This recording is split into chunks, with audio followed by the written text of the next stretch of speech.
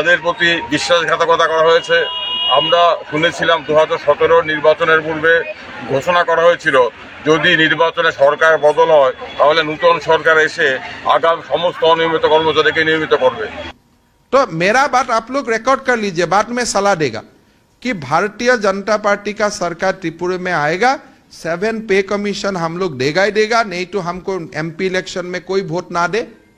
ये 10,333 शिक्षक को हम लोग न्याय देगा, साथ में बाकी युवक को भी नौकरी न्याय दूंगा और सर्व शिक्षा अभियान RMS का टीचर्स को भी न्याय मिलेगा।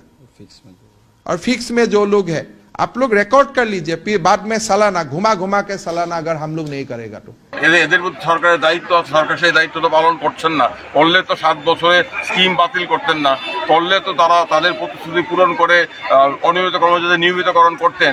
গত বিধানসভা নির্বাচনের পূর্বে তো 2017 নির্বাচনের পূর্বে তো অনেক অনিয়মিত কর্মচারী রাজ্য সরকার এই তৎকালীন বিরোধী দলের প্রতিশ্রুতি বিশ্বাস করেছিলেন। বিশ্বাস করার মধ্যে অন্যায় নেই, অন্যায় হচ্ছে বিশ্বাস ভঙ্গ করার মধ্যে, অন্যায় হচ্ছে বিশ্বাসঘাতকতা করার মধ্যে। আমাদের রাজ্যের মানুষ কিংবা অনিয়মিত কর্মচারীরা সরল প্রাণ মানুষ, তারা বিশ্বাস করেছিলেন বোধহয় 18তে সরকার পরিবর্তন হলে সব কিছু ঠিক হয়ে যাবে, সমস্ত অনিয়মিত কর্মচারী নিয়মিত হবেন। সেই বিশ্বাসটুকুর উপর তারা সব ভয়ঙ্কর আঘাত এনেছেন। 31শে জুলাই 2018 তারা বিশ্বাস ভঙ্গ করেছেন, তারা বিশ্বাসঘাতকতা করেছেন। আমাদের যেটা মূল দাবি হচ্ছে সমস্ত অনিয়মিত কর্মচারীদের অবিলম্বে নিয়মিতকরণ করতে হবে। নিয়মিতকরণ সাপেক্ষে অনিয়মিত কর্মচারীদের সমকাজে সমবেতন দিতে হবে। যে সমস্ত আংশিক সময়ের কর্মী আছেন যাদের 10 বছর পূর্ণ করেছেন তাদেরকে অবিলম্বে অনিয়মিত কর্মীর স্বীকৃতি প্রদান করতে হবে। যে সমস্ত অনিয়মিত কর্মচারী ইতিমধ্যে শূন্য হাতে অবসরে গেছেন তাদেরকে এককালীন 10 লক্ষ টাকা ক্ষতিপূরণ দিতে হবে। যে সমস্ত অনিয়মিত কর্মচারী মারা গেছেন তাদের প্রত্যেকের পরিবারকে 10 লক্ষ টাকা ক্ষতিপূরণ দিতে হবে। আমরা দাবি করছি অনিয়মিত কর্মচারীদের জন্য যে স্কিম ছিল 2006 এবং 2007-এর স্কিম, সেই স্কিম 31শে জুলাই 2018-তে বাতিল করা হয়েছিল। আমরা দাবি করছি অবিলম্বে অনিয়মিত কর্মচারীদের জন্য স্কিম পুনরায় চালু করতে হবে। আমাদের দাবি হচ্ছে আপনার যারা পাম্প অপারেটর আছেন, পাম্প অপারেটরদের মজুরি বকেয়া আছে, সেই বকেয়া মজুরি প্রদান করতে হবে এবং পাম্প অপারেটরদের কাজের শর্ত পরিবর্তন করা যাবে না। এই দাবিগুলো নিয়ে আমরা এই রাজ্যের অনিয়মিত কর্মচারীদের দীর্ঘদিনের দাবি, তারা দীর্ঘদিন ধরে বঞ্চিত, তাদের প্রতি বিশ্বাসঘাতকতা করা হয়েছে। আমরা শুনেছিলাম 2017 নির্বাচনের পূর্বে ঘোষণা করা হয়েছিল যদি নির্বাচনে সরকার বদল হয় তাহলে নতুন সরকার এসে আগাম সমস্ত অনিয়মিত কর্মচারীকে নিয়মিত করবে। সেই প্রতিশ্রুতি আমাদের অনিয়মিত কর্মচারী বন্ধুরা অনেকেই বিশ্বাস করেছিলেন, কিন্তু আমরা দেখলাম সেই প্রতিশ্রুতি তো রক্ষা করা হলোই না। উপরন্তু 2018-র 31শে জুলাই আমাদের অনিয়মিত কর্মচারীদের জীবনে একটি ভয়ঙ্কর কালো দিন। কারণ ওই দিন অনিয়মিত কর্মচারীদের নিয়মিতকরণ করা, পার্ট টাইম কর্মীদের 10 বছরের পর DRW করা, পার্মানেন্ট লেবার, ক্যাজুয়াল লেবারদের ফার্ম ওয়ার্কার করার যে সমস্ত সার্কুলার স্কিম 2006-07 সনে চালু করা হয়েছিল সেগুলো বাতিল করা হলো। বাতিল করে প্রদত্ত সার্কুলারে বলা হলো যে কিছুদিনের মধ্যে আরেকটি স্বচ্ছ